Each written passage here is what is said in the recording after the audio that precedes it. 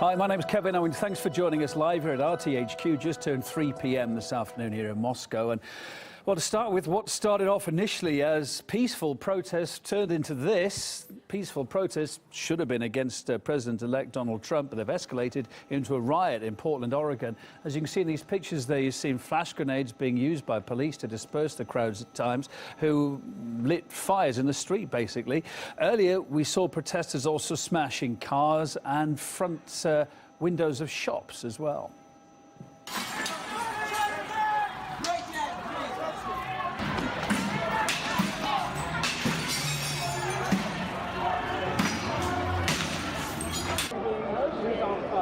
Okay, we gotta go.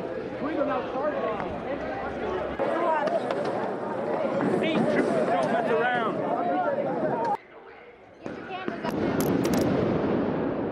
Because of the criminal behaviour of the people protesting there, Portland police have declared the demonstration, as I said just now, a riot, adding that peaceful protesters who are gathered in a designated area will be left alone. Thus far, 26 arrests have been made as rioters continue to damage property. One witness told us that he saw objects thrown at police and that some people are taunting the officers. It was kind of scary when everybody started smashing the windows. You know, I've never seen anything like that, so I didn't. I'm not even sure how to feel. I still have to process it all. You know, I've lived in this city for over 25 years, and I've never seen anything like this. And I don't think anything like this has even happened in my lifetime here. I did see some, like, what looked like a bottle. Don't know if it was glass or plastic flying through the air like the cops earlier, yes. The cops are here. There's like dozens of riot cops here with their, you know, they got their pepper spray drawn. They're basically their impact weapons and tear gas type people are kind of taunting the police that have gathered here in the riot gear. So it's still, you know, stuff's still going. In addition to the damage to local businesses and vehicles, some rioters took the opportunity to spray crude remarks about the future president wherever they could. As you can see, anti-Trump protesters are out in force right across America, right across the map there. You can see where it's kicking off. In Trump Tower, outside Trump Tower in New York City, it's been surrounded every day now since the results were called. Activists have also voiced their anger outside the White House and other landmarks of the nation's capital too. Oakland, California has been a particular hot spot. That's seen some more violent protests with a police car being vandalized at one point and dustbins set alight. RT's Ed Schultz discussed the reasons then for this unrest with Mark Simon. He's a talk radio host, and also Dan Cantor, a national director of the Working Families Party. All the protesters out in the country tonight doubled the amount. You still wouldn't have one Trump rally, but they're pretty noisy. So you think these will die out? I don't know. You know what? To be honest, I don't think it'll die out. I think it'll get worse, and I think every step of the way it'll build. I think we got a real problem here, and President Obama needs to speak out about this. Okay. All right, Dan, what do you think? I think the protesters are very upset. It was a bad system then. It's a bad system now, and that's a problem we got to deal with. That said, people are very nervous. We've never had a president like this unqualified. Let me just insert something into what you said. Now, people keep saying unqualified. You know, the founding fathers intended for citizens to be able to serve in government. A private citizen has all the qualifications you need. But I mean, he doesn't really know much, so that's a different point. Said he's qualified because they elected. President Obama never ran a government before he got there. Plus, looks like in some places, anti-Trump sentiments actually led to people attacking each other. Take a look at this. You voted Trump! You voted Trump! Oh, yeah, you voted Trump! Don't vote Trump! Yeah, don't vote Trump! Don't vote Trump! You voted Trump! Well, that video was posted on social media. It appears, anyway, to show the brutal assault of a man believed to be a Trump voter. There's also been a frenzy of anti-Trump sentiment on social media. Many users have called for violence against the president-elect, including one journalist who writes, indeed, for the British Telegraph and The Guardian. In fact, she posted on Twitter, quote, "It's about time for a presidential assassination." That account was later deactivated. People have been quick to react. Some wonder if her employers will take any action against her over that post. Quite strange. Others question whether freedom of speech should allow such statements and say she actually should be arrested here. I'm sure you've got your view on it.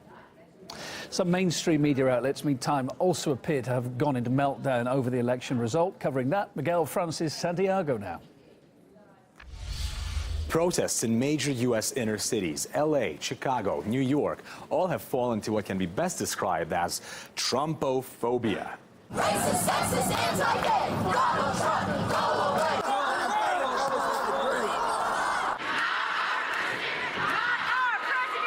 mainstream media, especially on the progressive and liberal side, freaked out. CNN went further. ISIS this morning are actually celebrating Trump's victory. Yes, the network got the world's worst terrorists' reaction. There it is. Billionaire fool will destroy America himself. And get this, comparing the worst terror attack in U.S. history to the presidential election. You heard it. 9/11 and 11/9 are equally horrifying.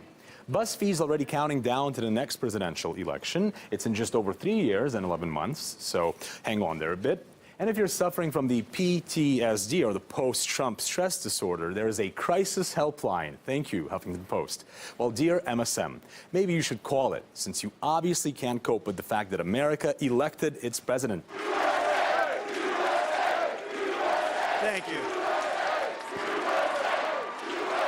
That's how their democracy works, and has been working perfectly fine for the past 229 years. Strong enough, apparently, to tell other countries how to do it properly, until that is someone from outside the Capitol Hill Club gets the top job. I'm Miguel Francis Santiago.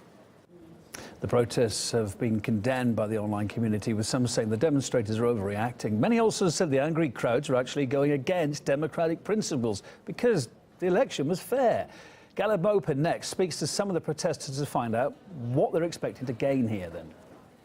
All right, so we're here in downtown Oakland, California. Recently, in the aftermath of Donald Trump's election as the President of the United States, there's been quite a bit of protesting here, property damage and such. We're out here. It's just after sunset. We've got a crowd of about 1,000 people and lots of police on hand.